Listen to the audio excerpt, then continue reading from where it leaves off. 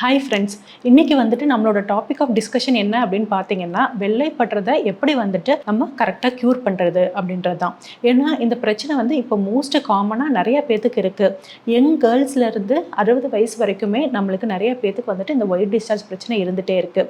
எது காமன், எது வந்துட்டு அப்நார்மல் அப்படின்னு நீங்கள் தெரிஞ்சாதான் நீங்கள் வந்து அப்நார்மலாக இருக்கும்போது போய் டாக்டரை பார்க்க முடியும்.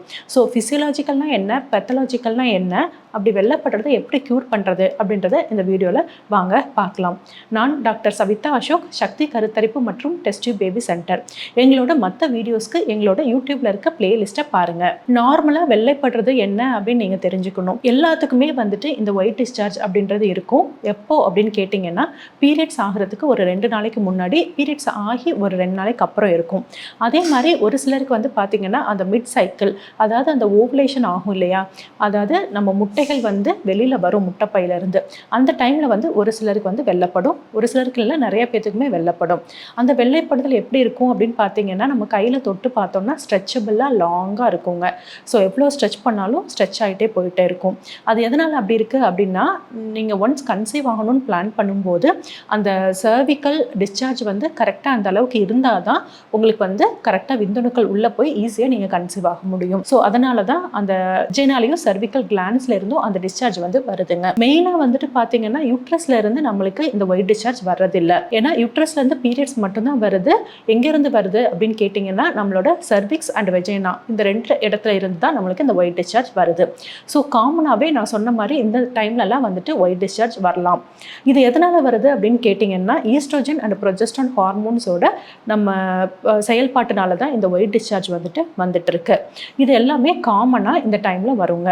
அதே இது ரொம்ப அப்நார்மலாக இருக்குது, பெத்தலாஜிக்கலாக நம்மளுக்கு வந்து ரொம்ப எக்ஸசிவாக வந்து வெள்ளைப்படுது அப்படின்னா கட்டாயம் நீங்கள் போய் டாக்டரை பார்க்க வேண்டியது இருக்கும். ஸோ எந்தெந்த டைமில் நீங்கள் டாக்டரை பார்க்க வேண்டியது இருக்கும் அப்படின்னு கேட்டிங்கன்னா, எப்போ உங்கள் டிஸ்சார்ஜ் வந்து ரொம்ப எக்ஸசிவாக இருக்கும், ஏன்னா ரொம்ப ஜாஸ்தி வந்துட்டே இருக்குது, நான் சொன்ன அந்த டைமில் மட்டும் இல்லாமல் எப்போ பார்த்தாலுமே வருது, பீரியட்ஸ் ஆகி முடித்ததும் கண்டினியூஸாக ஃப்ளோ இருந்துகிட்டே இருக்குது, அடுத்து பீரியட் ஆகிற வரைக்குமே கண்டினியூஸாக எக்ஸசிவாக டெய்லியுமே வந்துட்டே இருக்குது அப்படின்னா அது அப்நார்மல்னு அர்த்தம். அப்போ நீங்கள் போய் கைனகாலஜிஸ்ட்டை பார்த்துருங்க. அடுத்து வந்து பார்த்தீங்கன்னா, எப்போ அதில் ஸ்மெல் வருதோ, நார்மலாக வந்து பார்த்தீங்கன்னா நம்மளோட ஒயிட் டிஸ்சார்ஜில் எந்த ஸ்மெல்லுமே இருக்காது. பட் எப்போவாது ரொம்ப ஸ்மெல் பேட் ஆர்டர் வந்து வந்தது அப்படின்னா அப்போ நீங்கள் போய் பார்த்துடணும் டாக்டரை.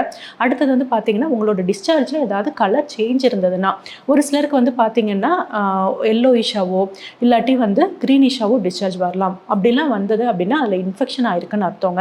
அப்போ நீங்கள் வெயிட் பண்ணக்கூடாது, உடனே போய் டாக்டரை பார்த்துருங்க.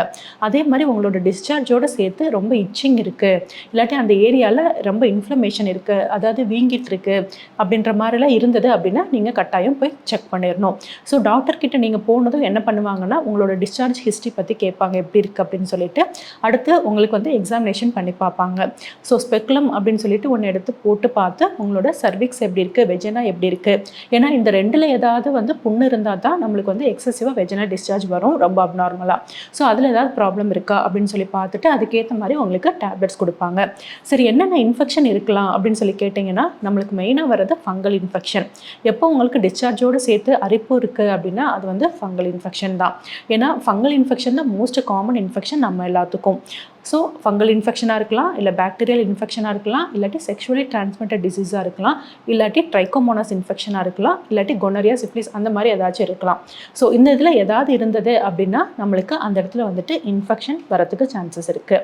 ஸோ இதெல்லாம் வராமல் நம்ம எப்படி நம்மளை ப்ரொடெக்ட் பண்ணுறது அப்படின்றத தான் இன்றைக்கி நம்ம மெயினாக பார்க்க போகிறோங்க. So few tips to cure excessive white discharge, அதை தான் பார்க்க போகிறோம். ஃபஸ்ட்டு நம்ம பார்க்குறது, டீனேஜாக இருக்கீங்க நீங்கள், பட் எக்ஸசிவாக ஒயிட் டிஸ்சார்ஜ் இருக்குது அப்படின்னா உங்களுக்கு இன்ஃபெக்ஷன் ஆகிறதுக்கான சான்சஸ் ரொம்ப கம்மி தான். ஏன்னா செக்ஷுவலி ஆக்டிவாக இருக்காங்க அப்படின்றவங்களுக்கு தான் வேறு இன்ஃபெக்ஷன் வரதுக்கு சான்சஸ் இருக்குது.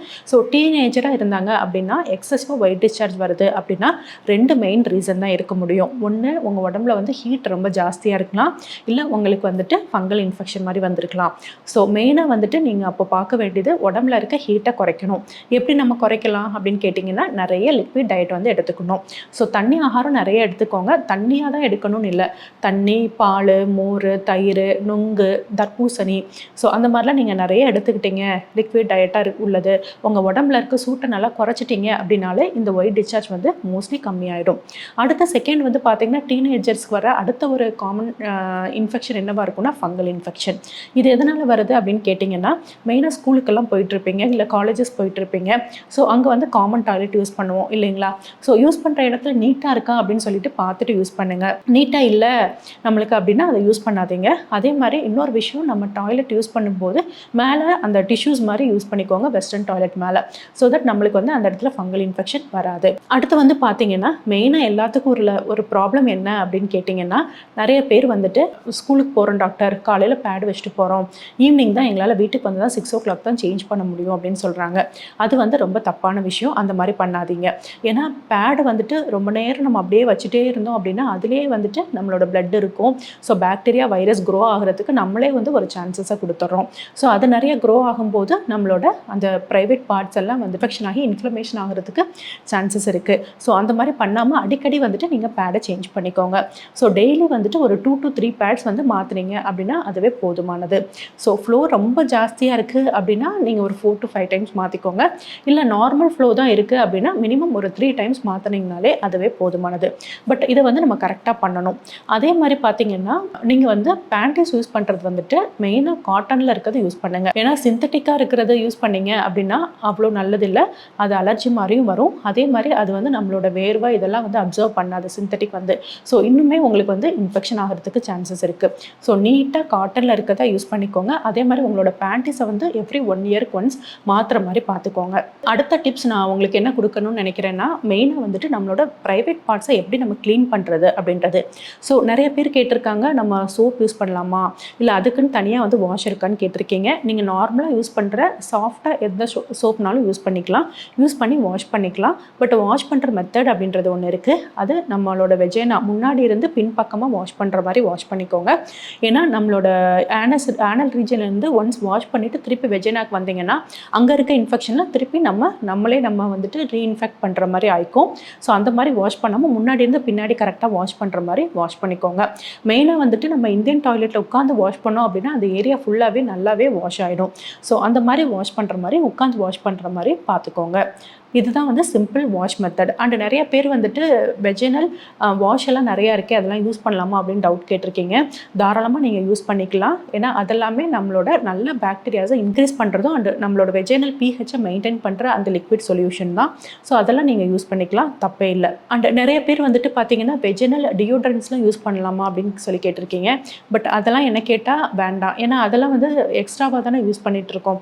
அந்த மாதிரி எந்த மெட்டீரியல்ஸுமே நம்மளுக்கு வேண்டியதில்லை. ஏன்னா நம்மளோட பாடியிலேயே நம்மளோட வெஜைனாலேயே வந்து பார்த்தீங்கன்னா நல்ல பாக்டீரியாஸ் நிறையா இருக்குது. அதுவே நம்மளுக்கு ஆட்டோமேட்டிக்காக நம்மளோட ப்ரைவேட் பார்ட்ஸில் நல்லா ப்ரொடெக்ட் பண்ணி கொடுக்கும். ஸோ எக்ஸ்ட்ராவாக நம்ம வந்து டியோட்ரன்ஸ் யூஸ் பண்ணணும், ஸ்ப்ரே யூஸ் பண்ணணும், அந்த மாதிரி அவசியம் எதுவும் இல்லை. அண்ட் அடுத்தது வந்துட்டு நீங்கள் செக்ஷுவலி ஆக்டிவாக இருக்கீங்க, மிட் ஏஜ் உமனாக இருக்கீங்க அப்படின்னா ஒன்ஸ் வந்துட்டு நீங்கள் இன்டர்கோர்ஸ் பண்ணதுக்கப்புறம் அந்த வெஜினல் ஏரியாவை வந்துட்டு கரெக்டாக வந்துட்டு நல்லா வாஷ் பண்ணுற மாதிரி பார்த்துக்கோங்க. ஏன்னா நீங்கள் அப்படியே வாஷ் பண்ணாமல் அப்படியே விட்டீங்க அப்படின்னா அதன் மூலமாகவும் இன்ஃபெக்ஷன் வரதுக்கான சான்சஸ் இருக்குது. ஸோ ஒன்ஸ் நீங்கள் இன்டர்கோர்ஸ் முடிஞ்சதுக்கப்புறம் வித்தின் 10 மினிட்ஸ்க்குள்ளேயே அந்த ஏரியாவை நல்லா சோப் போட்டோ இல்லை மைல்டாக ஹேண்டு வித் வாட்டர்லேயோ நல்லா வாஷ் பண்ணுற மாதிரி வாஷ் பண்ணிக்கிட்டிங்கன்னா திருப்பி வந்துட்டு உங்களுக்கு அசனிங் இன்ஃபெக்ஷன் எதுவும் ஆகாமல் பார்த்துக்கலாம். அடுத்து ஹேர் ரிமூவல் பற்றி நிறைய பேர் டவுட்ஸ் கேட்டிருந்தீங்க. ஹேர் ரிமூவல் வந்து க்ரீம்ஸ் யூஸ் பண்ணலாமா, அப்படி இல்லை அப்படின்னா ஷேவர் வச்சே யூஸ் பண்ணலாமா அப்படின்னு சொல்லி கேட்டிருந்தீங்க. க்ரீம்ஸ் எல்லாம் தாராளமாக யூஸ் பண்ணிக்கலாம். பட் ஒரு சிலருக்கு வந்து பார்த்தீங்கன்னா க்ரீம் யூஸ் பண்ணுறதுனால நிறைய அலர்ஜிஸ் வருது. ஸோ என்ன கேட்டால் பெஸ்ட் மெத்தட் வந்துட்டு நீங்கள் ஷேவிங் மிஷினே யூஸ் பண்ணிக்கலாங்க. ஸோ அதை வச்சே ஷேவ் பண்ணிவிட்டு நீட்டாக வந்துட்டு அந்த இடத்த க்ளீனாக வச்சுக்கிட்டிங்கனாலே போதுமானது. அண்ட் மந்த்லி ஒன்ஸ் வந்து நீங்கள் ஷேவ் பண்ணிக்கிட்டிங்கனாலே போதுமானது. ஒரு சிலர் வந்துட்டு சிசர்ஸ் வச்சு கட் பண்ணுவாங்க. ஸோ ரொம்ப ஹேர் க்ரோத் ரொம்ப ஜாஸ்தியாக இருக்குது, ஷேவ் பண்ண முடியாதவங்க அந்த மாதிரியும் நீங்கள் பண்ணிக்கலாம். நிறைய ஸ்டூடெண்ட்ஸ் வந்து நம்மக்கிட்ட கேட்குறது, நம்ம பீரியட்ஸ் அப்போ வந்துட்டு நம்ம குளிக்கலாமா அப்படின்னு சொல்லி நிறைய பேர் கேட்டிருந்தீங்க. கண்டிப்பாக குளிக்கணும். ஏன்னா அந்த இடத்த நம்ம ஹைஜீனிக்காக வச்சுக்கணும் அப்படின்னா கட்டாயமாக நம்ம. அடுத்தது நிறைய டீனேஜர்ஸ் வந்து என்ன டவுட் கேட்டிருந்தாங்கன்னா, நம்ம பீரியட்ஸ் அப்போ வந்துட்டு நம்ம அந்த வெஜினல் பார்ட்டை வந்துட்டு நல்லா க்ளீன் பண்ணலாமா அப்படின்னு டவுட்ஸ் நிறைய கேட்டிருக்கீங்க. கண்டிப்பாக க்ளீன் பண்ணுங்கள், அப்போ தான் அந்த இடம் வந்து நீட்டாக இருக்கும். ஏன்னா பீரியட்ஸ் அப்போ ஒவ்வொரு தடவையும் வந்துட்டு நம்மளுக்கு அந்த மென்ஸ்ட்ரல் ஃப்ளோ வந்து அந்த இடத்துல ஃபுல்லாக பட்டுகிட்டே இருக்கும்போது இது வந்து எக்ஸ்ட்ரா ஒரு பிளட்டு தானேங்க. ஸோ அது வந்துட்டு வெளியில் வந்ததுக்கப்புறம் அதுக்கப்புறம் திருப்பி எப்படியும் இன்ஃபெக்ட் ஆக போகுது. ஸோ அதை வந்து நம்ம நீட்டாக அடிக்கடி க்ளீன் பண்ணிக்கிட்டோம் அப்படின்னா நல்லது. ஒவ்வொரு தடவையும் நீங்கள் பேடு சேஞ்ச் பண்ணும்போதும் நீங்கள் என்ன பண்ணுறீங்கன்னா, நல்லா வந்துட்டு ஒரு தண்ணி வச்சு சிம்பிளாக தண்ணி அண்ட் மைல்டு சோப்பு வச்சு நான் சொன்ன மாதிரி மெத்தடில் க்ளீன் பண்ணிக்கோங்க. க்ளீன் பண்ணிவிட்டு எவ்ரி டைம் க்ளீன் பண்ணிவிட்டு அந்த ஏரியாவை நல்லா ட்ரை பண்ணிடுங்க. கரெக்டாக இருக்கும்போதே பேடு மாற்றினீங்க அப்படின்னா திருப்பியும் ஃபங்கல் இன்ஃபெக்ஷன் வரும்.